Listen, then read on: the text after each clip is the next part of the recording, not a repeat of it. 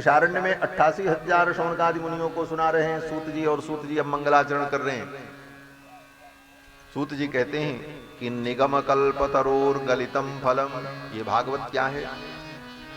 वेद रूपी कल्प वृक्ष का पका हुआ फल है। निगम कल्पतरोर गलितम फलम, वेद क्या है? बोले कल्प वृक्ष है। वेद को कल्प वृक्ष की संज्ञा दी।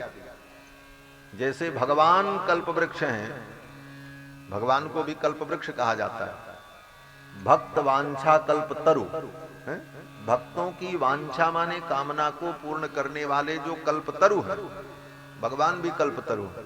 और वेद, बोले वेद भी कल्प वृक्ष है। निगम कल्प तरोर गलितम फलम, ये भी कल्प वृक्ष है। कल्प वृक्ष की विशेषता होती है कि उसके सामने जाओ, जो कुछ मांगो सो मिल जाएगा। भगवान के सामने जो मांगो सब मिले। भगवान से मांगो कि हम आपके दुश्मन बन जाए, तो भगवान कहेंगे ठीक है तुम हमारे दुश्मन बन जाओ, वो भी बना देंगे भगवान। रावण इत्यादि को बनाए कि नहीं बनाए? बनाई। कल्प वृक्ष तो सारी कामनाएं पूर्ण कर देता है। उसी तरह वेद भगवान भी कल्प वृक्ष हैं। वेद भी कल्प वृक्ष है। वेद के नीचे जाकर के जो ढूंढोगे वही मिल जाएगा। इसीलिए आज भी बड़े बड़े नास्तिक लोग भी अपने नास्तिकता का सिद्धांत वेद में ढूंढ लेते हैं। हाँ, कहते हैं वेद में ऐसा लिखा है, उनको भी प्रमाण मिल जाता है। क्यों? बोले वेद कल्प वृक्ष है, तुम वही ढूंढने गए थे, तुमको वही मिल गया। कहते हैं वेद में लिखा। अरे और तो और महाराज, जितने भी सत सिद्धांत हैं, अप सिद्धांत हैं, वो सब सिद्धांतवादी लोग यही कहते हैं कि हम वेद से प्रमाणित करते हैं अपने सिद्धांत, और कहीं न कहीं वो अपने मन के अनुकूल अर्थ को ढूंढ करके अपने सिद्धांत को प्रमाणित कर लेते हैं और प्रमाणित करने का प्रयास करते हैं। वो क्यों होता है? बोले इसीलिए होता है कि वेद में उसका प्रमाण मिल जाएगा। कारण वेद कल्प वृक्ष है, तुम उसी भावना से गए, तुमको वही मिल गया। सब प्रमाण आपको मिल जाएंगे वेदों के अंदर, क्योंकि वेद कल्प वृक्ष है। जिस भावना से आप जाओगे, वेद आपको खाली नहीं छोड़ेगा। वेद भगवान इतने कृपालु हैं, आप जो कामना लेकर के जाओगे आपकी कामना को पूरी करे। कल्प वृक्ष, निगम कल्प तरोर गलितम फलम, ऐसे वेद रूपी वृक्ष का पका हुआ फल क्या है? अब देखो, वेद वृक्ष का आश्रय सभी लेते हैं। जैसे वृक्ष पर पेड़ की डाली पर, पेड़ की डाली का सभी उपयोग करते हैं, सभी पक्षी। लेकिन उसी पेड़ की डाली पर जब तोता बैठता है तो तोता क्या करता है? बोले उस पेड़ में लगे हुए मधुर फल को खाता है। और गिद्ध बैठता है तो क्या करता है? बोले बाहर से मांस के टुकड़े को ला करके उसी डाली पर बैठ करके नोच नोच के खाता रहता है। उसी तरह वृक्ष उसको भी आश्रय दे दिया, तुम भी बैठो, भोग करो। लेकिन बुद्धिमान वो शुक जो उस वृक्ष के मधुर फल को खा रहा है। और एक गिद्ध है, एक कौवा है, जो गंदगी को ला करके उसी पेड़ पर बैठ करके खा रहा है। उसी प्रकार जो दुर्बुद्धि हैं, वो वेद के नाम पर, धर्म के नाम पर अपने कुत्सित कर्म को कर रहे हैं, और उसी वेद में, उसी वेद की शाखा पर बैठ करके सुखदेव जैसे महामनीषी बुद्धिमान उस वृक्ष के परम मधुर रस का आस्वादन कर। निगम कल्पतरोर गलितम, निगम कल्पतरोर गलितम फलम, ये भागवत क्या है? बोले वेद रूपी वृक्ष का पका हुआ फल है। और ये मीठा भी है। कितना मीठा है? बोले सुखमुखाद अमृत द्रव संयुतम, सुखदेव जैसे महामनीषी के मुख का स्पर्श हो जाने से ये अत्यंत मधुर हो गया। पिबत भागवतम, ऐसे भागवत रस को, इस रस को पियो। पिबत भागवतम, कब तक पिए? कहते हैं आलयम,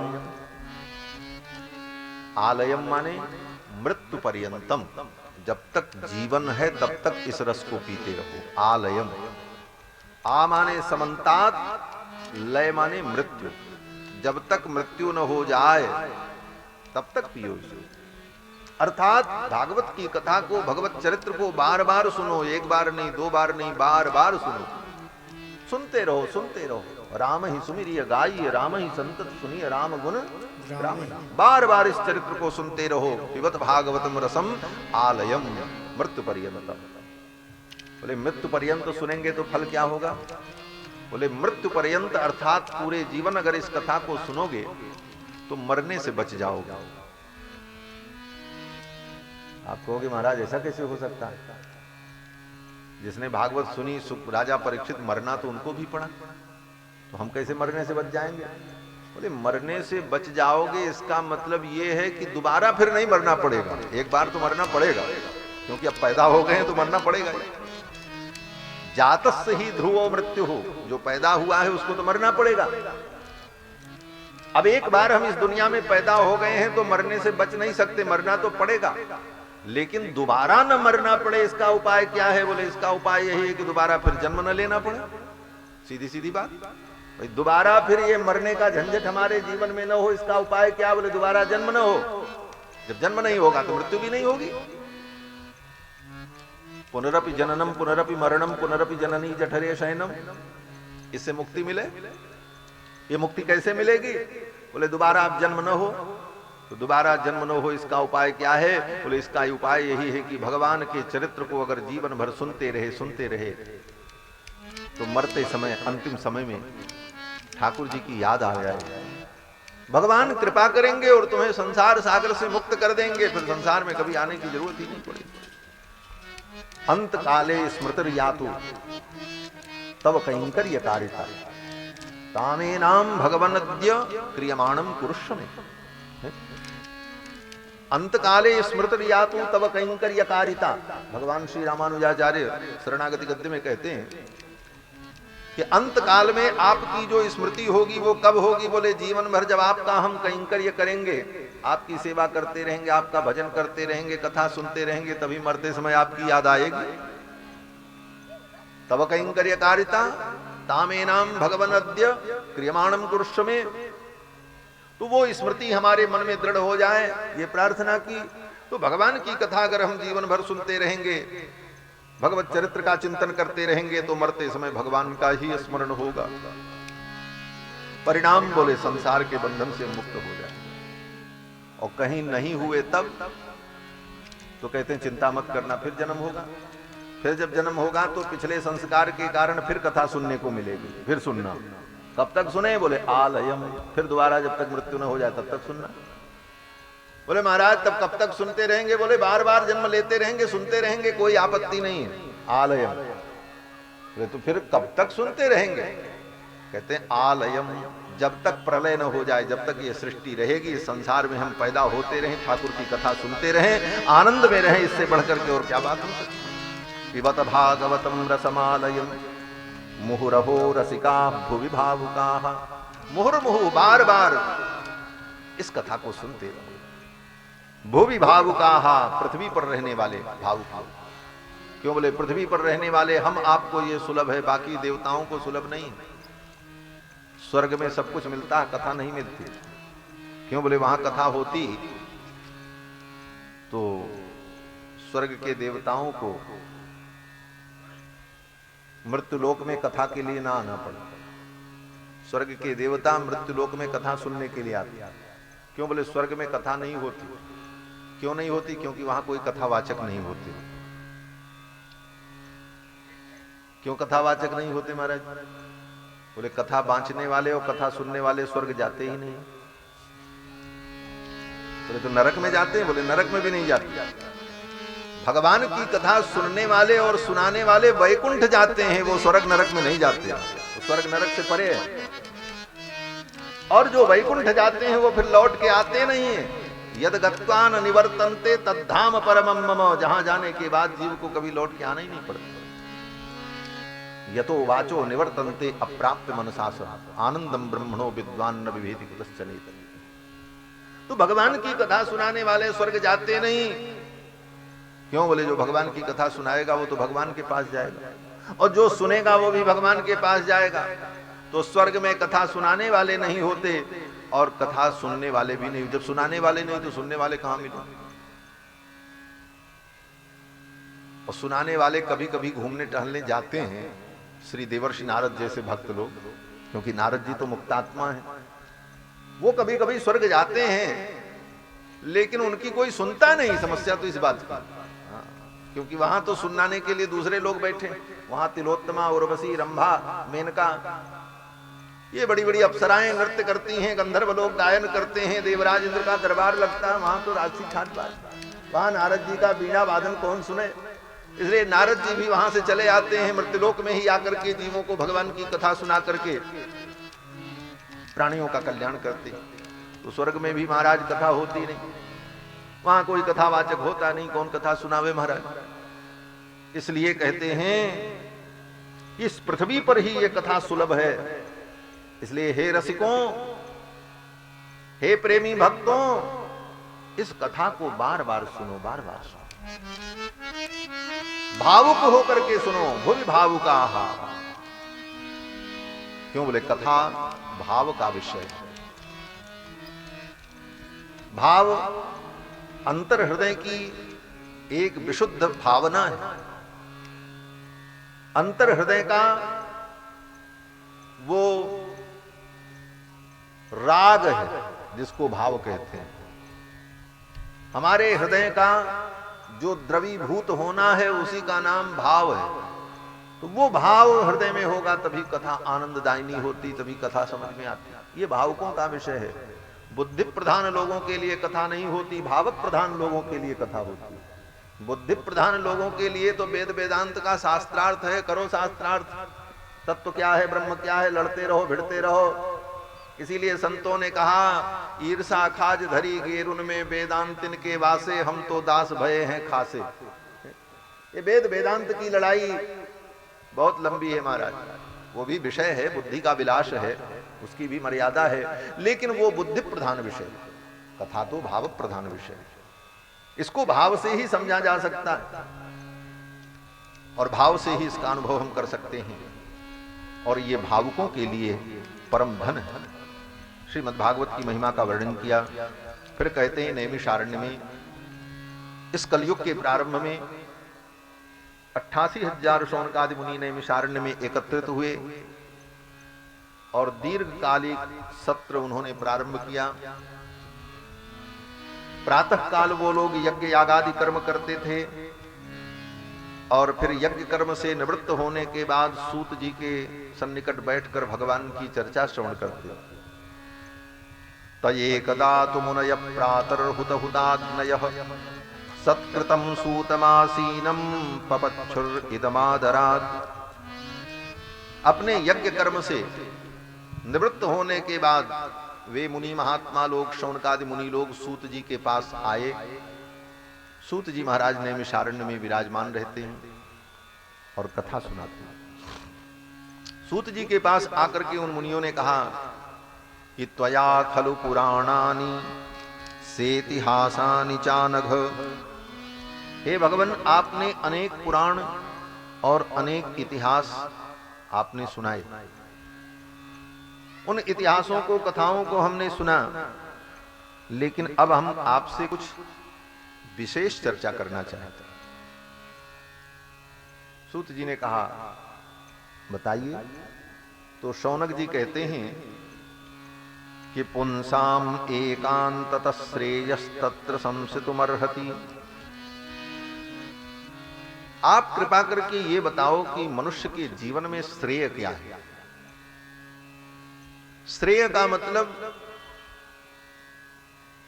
जो हमारे लिए परम कल्याणप्रद हो और जो सदा के लिए हितकारी हो, उसको कहते हैं श्रेय। और प्रिय, बोले प्रिय उसको कहते हैं जो आज प्रिय लगे कल प्रिय न लगे, उसको कहते हैं प्रिय। प्रिय और श्रेय में अंतर है। श्रेय जो होता है, श्रेय का मतलब जो आज हमारे लिए हितकारी है वो कल भी हितकारी है और पहले भी था और अनंत काल तक रहेगा। श्रेय का मतलब जो हमें मिल जाए तो हम आज सुखी हो जाएं, सदा के लिए सुखी हो जाएं। श्रेय वो है जो मिल जाने के बाद कभी मुझसे अलग नहीं होगा, उसको कहते हैं श्रेय।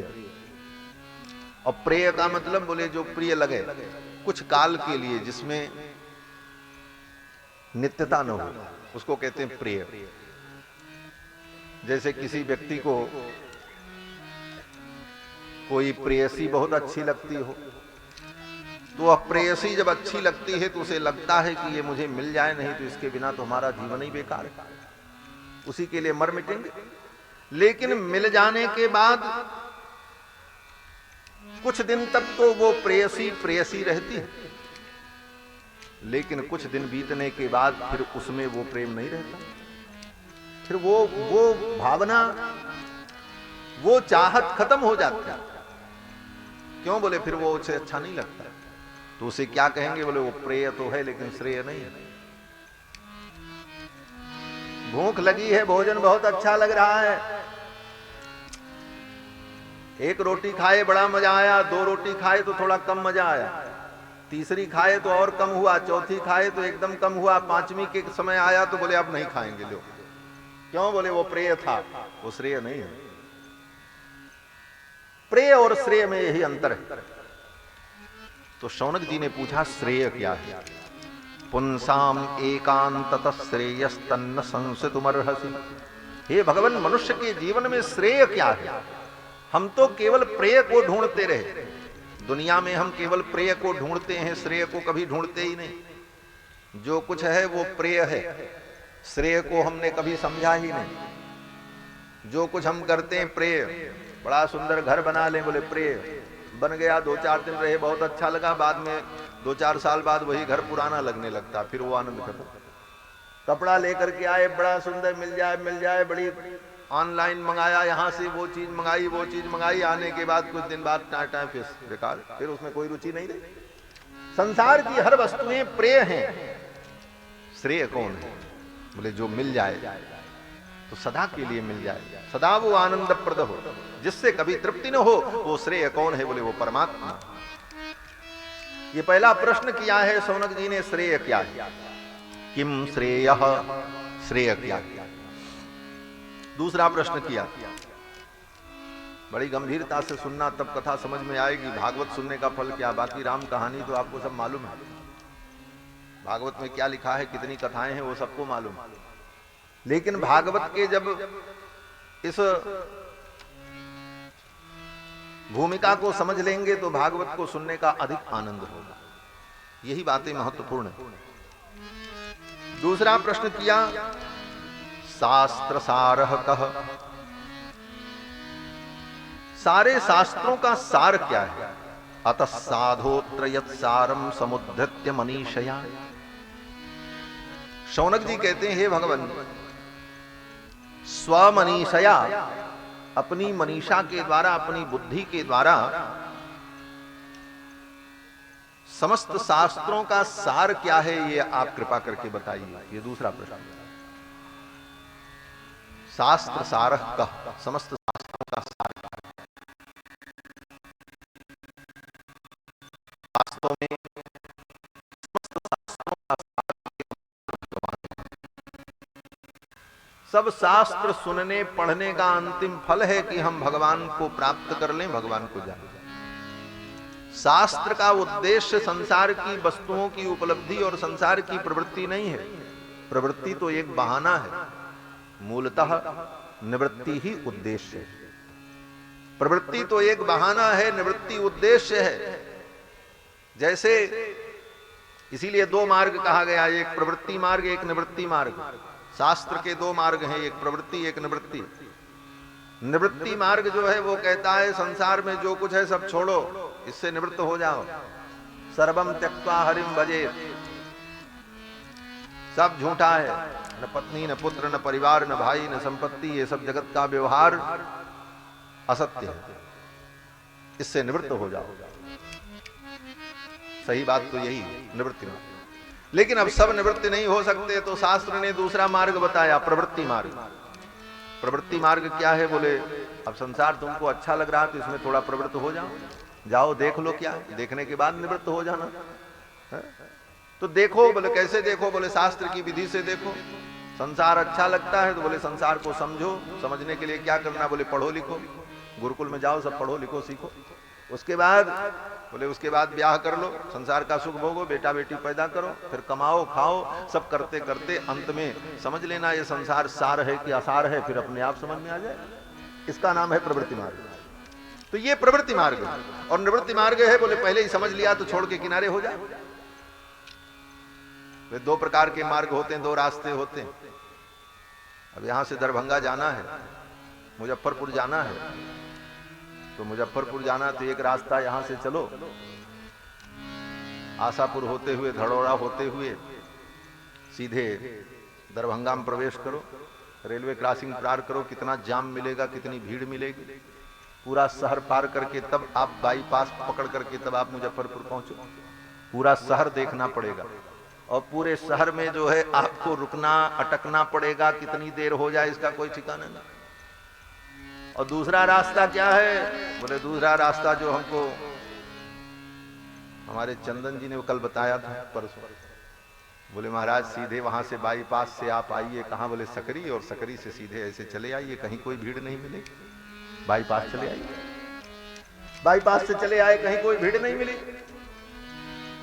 आना तो पड़ा, आने का वही रास्ता, आना वही है, जाना भी वही है, लेकिन रास्ते दो हैं। बोले एक रास्ता बाहर से निकल जाएगा, एक भीतर से जाएगा, जाने के बाद दोनों को पहुंचना एक ही जगह। अंतर क्या है? बोले अंतर यही है कि बाहर से निकल गए तो कोई झंझट नहीं, और भीतर गए बोले तो फिर अब बाजो देखो, फिर निकलो आराम से देखते। इसी का नाम प्रवृत्ति मार्ग। तो ये प्रवृत्ति मार्ग और निवृत्ति मार्ग दोनों मार्ग जाकर के अंत में एक ही होते हैं। ये संसार की प्रवृत्ति और निवृत्ति दोनों अंत में भगवान की ओर ही जीव को ले जाती है। शास्त्र में जो भी प्रवृत्ति मार्ग में बताया गया उसका भी उद्देश्य अंत में भगवान के पास ही पहुंचना, लेकिन उसमें विलंब है, उसमें बजने का डर है, कितना देर हो जाएगा कोई ठिकाना नहीं, जाम कितना लंबा लगेगा, 2 घंटे का कि 8 घंटे का कि 10 घंटे का कोई ठिकाना नहीं। उसी तरह प्रवृत्ति मार्ग में जाने पर जीव को कितने जन्मों के बाद भगवान के पास पहुंचना पड़ेगा, ये तो बहुत सोचने की बात है। और निवृत्ति मार्ग में निकल गए तो आराम से निकल गए, लेकिन अंत में दोनों का मिलन भगवान के चरणों में। तो शास्त्र का सार क्या है? बोले शास्त्र का सार यही है। शास्त्र का सार भगवान की प्राप्ति, भगवत प्राप्ति, संसार से निवृत्ति। शास्त्र सारः कः। फिर तीसरा प्रश्न किया, स्वावतार प्रयोजनम, भगवान के अवतार का प्रयोजन क्या है? ये तीसरा प्रश्न सौनक जी ने सूत जी से किया कि भगवान अवतार क्यों लेते हैं, भगवान के अवतार का प्रयोजन क्या है? तो इस प्रश्न का भी उत्तर भागवत जी में दिया गया। जिन जिन प्रश्नों की मैं चर्चा कर रहा हूं, इन्हीं प्रश्नों का उत्तर है श्रीमद् भागवत महापुराण की कथा। पहला प्रश्न श्रेय क्या है, दूसरा प्रश्न शास्त्र का सार क्या है, और तीसरा प्रश्न भगवान के अवतार का प्रयोजन क्या है। तो भगवान के अवतार का प्रयोजन क्या है? बोले भगवान के अवतार का प्रयोजन यही है कि भगवान की लीलाओं को देख करके, भगवान की लीलाओं को सुन करके ये जीव भगवान में तन्मय हो जाए, यही प्रयोजन। स्वावतार प्रयोजनम किम कर्म। चौथा प्रश्न किया, किम कर्म, अवतार लेकर के भगवान कौन कौन से कर्म करते हैं, क्या क्या करते हैं। तो भगवान क्या करते हैं अवतार लेकर? आप कहोगे राक्षसों को मारते हैं, दुष्टों का संहार करते हैं, धर्म की स्थापना करते हैं। बोले भगवान न दुष्टों का संहार करने आते हैं, न धर्म की स्थापना करने आते हैं। ये तो महाराज भगवान की साधारण लीला है। भगवान दुष्टों को मारने के लिए यहां आवे, उनको आने की जरूरत है। भगवान तो एक बार अपनी दृष्टि फेर लें, बस सारी सृष्टि खत्म हो जाए। उनको मारने के लिए यहां आने की जरूरत पड़े? बोले तब, बोले धर्म की स्थापना, बोले धर्म की स्थापना भी प्रयोजन नहीं है। भगवान के आने का एकमात्र प्रयोजन है इस संसार में भक्ति योग का विधान। अपनी लीलाओं के माध्यम से अपने भक्तों को आनंद प्रदान करने के लिए भगवान आते हैं, यही भगवान के आने का मुख्य प्रयोजन है। बस कहते हैं स्वावतार प्रयोजनम किम कर्म केवताराश्च। भगवान के कितने अवतार हुए, ये पांचवा प्रश्न किया। केवताराश्च, भगवान के कितने अवतार हुए, भगवान ने कितनी बार अवतार लिया। बोले भगवान ने कितनी बार अवतार लिया, ये प्रश्न का उत्तर ठीक ठीक कोई नहीं दे सकता। क्यों? क्योंकि भगवान के अवतार अनंत हुए, एक दो अवतार थोड़ी हुआ। आप कहोगे महाराज 24 अवतार की चर्चा तो हम सुनते हैं, अवतार तो 24 है। बोले 24 ही नहीं है, बहुत अवतार है। अवतार का मतलब उतरना, सीधा अर्थ। अवतरति, जो उतर जाए उसको कहते हैं अवतार। तो भगवान अपने भक्त के लिए उतर करके वैकुंठ से आए, इसी का नाम अवतार। अब कितने भक्त के लिए आए, कोई हिसाब है? अनंत काल से आज तक कितने भक्तों के लिए भगवान को आना पड़ा, वो सब अवतार है। अवतारा ह्यसंख्येयाः, वेदव्यास जी कहते हैं भगवान के अवतार कितने हैं, असंख्य है, कोई संख्या ही नहीं। अब उनमें जो मुख्य हैं उसकी चर्चा हम लोग करते हैं, रामावतार, कृष्णावतार, नरसिम्हावतार। लेकिन ये अवतार भी जो एक एक हैं ये भी असंख्य हैं। रामावतार भी असंख्य, कृष्णावतार भी असंख्य। बोले कैसे? बोले राम जी का अवतार कब होता है? बोले त्रेता युग में, हर कल्प में। हर कल्प में राम जी का त्रेता युग में अवतार होता है। गोस्वामी तुलसीदास जी महाराज कहते हैं कल्प भेद हरिचरित सुहाये भांति अनेक मुनीसन गाये। 4 कल्पों की कथा गोस्वामी तुलसीदास जी ने तो मानस में लिखी। तो हर कल्प में राम जी का अवतार होता है, और हर कल्प में कृष्ण भगवान का अवतार होता है, हर कल्प में नरसिंह भगवान का अवतार होता है। कितने कल्प बीत गए? बोले सृष्टि कब से है? बोले पता ही नहीं कब से। कोई उत्तर नहीं, एक ही उत्तर है, अनादिकाल से। अनादिकाल से सृष्टि चल रही है। तो अनादि का मतलब जिसका आदि पता ही नहीं है। बोले अरबों खरबों वर्ष, बोले अरबों खरबों में भी काम नहीं चलेगा, एक ही शब्द कहना पड़ेगा, अनंत, जिसका अंत नहीं है। अनंत वर्षों से सृष्टि। तो अनंत वर्षों में कितने कल्प बीते? बोले अनंत कल्प बीते। क्यों? बोले अनंत संख्या सदा अनंत ही रहती है। यहां गणित के विद्वान जो बैठे होंगे वो जानते होंगे संख्या में अंतिम संख्या क्या होती है?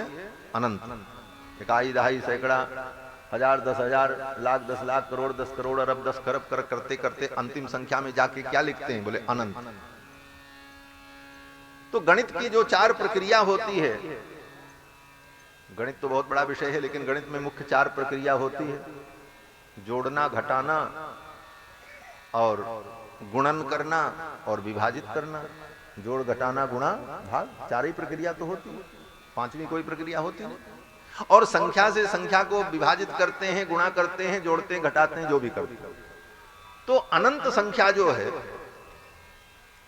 अनंत संख्या को अनंत संख्या से गुणा करोगे तो क्या फल मिलेगा? बोले अनंत। अनंत संख्या को अनंत संख्या में घटा दो तो क्या होगा? बोले अनंत। अनंत संख्या को अनंत संख्या में जोड़ दो तो उसका जोड़फल क्या होगा? अनंत। अनंत से अनंत को विभाजित करोगे तो फल क्या होगा? अनंत। हरि अनंत, हरि कथा अनंत। तो वो अनंत परमात्मा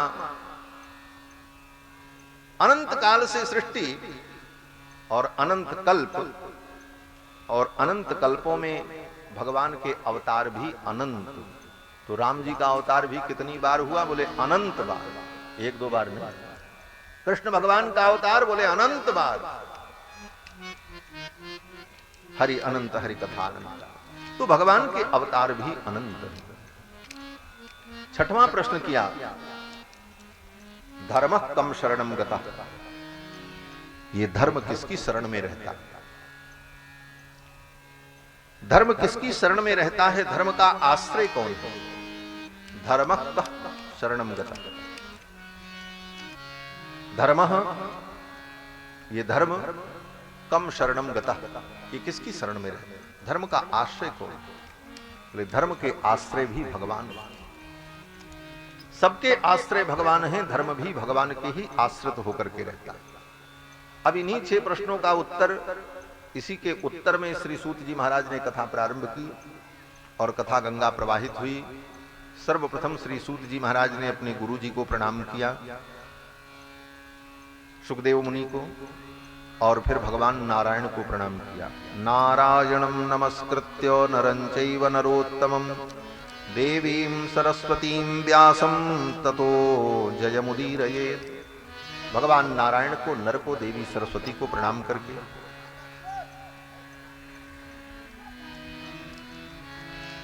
कथा का वर्णन किया।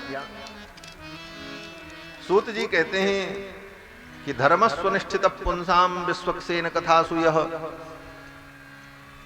नोत्पादेद यदि रतिम श्रम एव ही केवलम। आपने जीवन में धर्म किया, दान किया, यज्ञ किया, तीर्थ गए, व्रत किया, बड़ों की सेवा की, इन सारे धर्म कर्मों का फल क्या है? तो कहते हैं इन सारे धर्म कर्मों का फल है कि भगवान की कथा में प्रेम उत्पन्न हो जाए। भगवान की कथा में प्रेम उत्पन्न नहीं हुआ तो जितना भी तुमने धर्म किया वो तुम्हारा सब धर्म बेकार।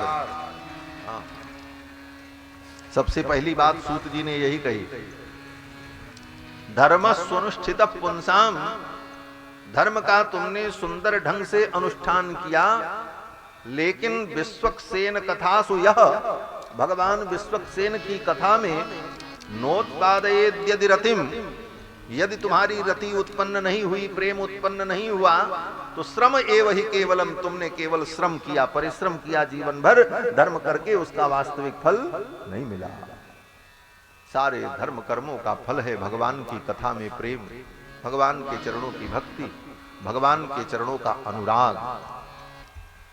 और अगर चरणों का अनुराग उत्पन्न न हो तो सब धर्म कर्म बेकार है। इसी बात को गोस्वामी जी कहते हैं, सो सब कर्म धर्म जरि जाहू, जहन राम पद नेह निबाहू। वो धर्म कर्म जग जाए, जल जाए, जोग कुजोग ज्ञान अज्ञानु। वो जोग जो है कुयोग है, दिन भर योग करो, हाँ, सिर नीचे पैर ऊपर करके योग करते रहो, योगासन करते रहो, हाँ, कसरत करते रहो, बड़ा ज्ञान अर्जित कर लो पढ़ लिख करके, लेकिन उस ज्ञान और योग के द्वारा भगवान के चरणों में प्रीति नहीं हुई तो तुम्हारा जो जोग है वो भी बेकार और ज्ञान भी बेकार। जोग कुजोग ज्ञान अज्ञानो, वो तुम्हारा ज्ञान भी अज्ञान ही है। क्यों? बोले जो जानना चाहिए था वो तुमने जाना ही नहीं। सूत जी कहते हैं